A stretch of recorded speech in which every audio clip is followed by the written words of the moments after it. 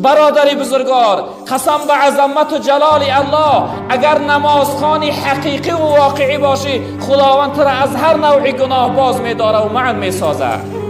سببی که امروز نمازخوان زنا میکنه، والله این نمازش از تحت دین نیست، نمازش همچون خودنمایی هست. نباشه نماز اگر به حضور دل، به خشوع و خضوع و به خواسته رضای خدا باشه، انشاءالله که اون شخصیت از همه نوع گناه باز می استه.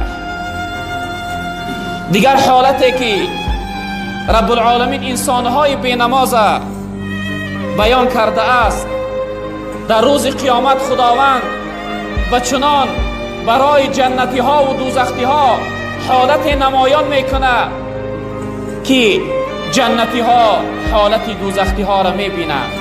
چی نوعی که ما امروز این تلفن ها برآمده است، از این وطن و دیگر وطن هم دیگر دیده صحبت میکنیم، جنتی ها دوزختی ها را میدیدند، چقدر عذاب سخت دارند، چقدر ناراحت هستند. میپرسیدند ما سلککم فی سقر، جنتی ها میگفتند ای انسان های دوزختی، چی چیز شما را دوزختی گرداند؟ چی چیز سبب شد که شما دوزخ رفته؟ چی چیز شما را به عذاب دوزخ مبتلا گرداند؟ برادران بزرگوار، این جملهش اهمیت بده. چی جواب میگویند؟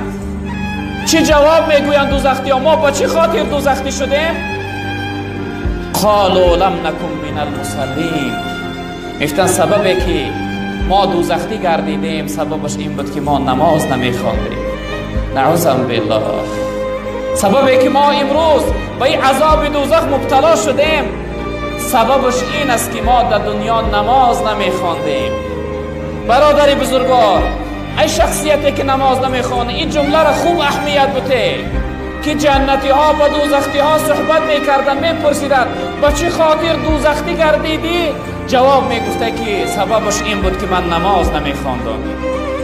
در جای دیگر رب العالمین میفرمایند که فویل للمصلین الذین هم عن صلاتهم ساهون، ویل است، ویل باد برای نمازخوانها، همون نمازخوانهایی که نسبت به نماز بی پروا هستند، همون نمازخوانهایی که نماز قضا میکنند، همون نمازخوانهایی که نماز یک چیز عادی میدانند.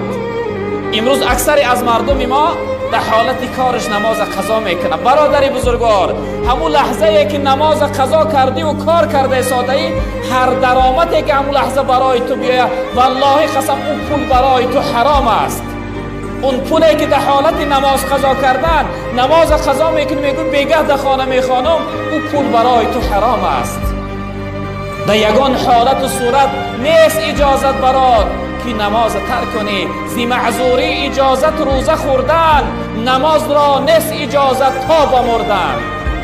تا مردن اجازت نداری برای نماز قضا کردن. برادری عزیز بزرگوار، ویل چی هست؟ الویل وادی فی جهنم. جناب پیامبر گفتن ویل یک پستی و یک جای خیلی دشواری و مشقتی هست در دوزخ. از همه پسترین جای دوزخ ویل است که چرک و زردابی دیگر دوزختی ها در اون ویل می چکیده است. این جایی کی بود است؟ جای شخصیت هایی که نسبت به نماز بی پروا هستند.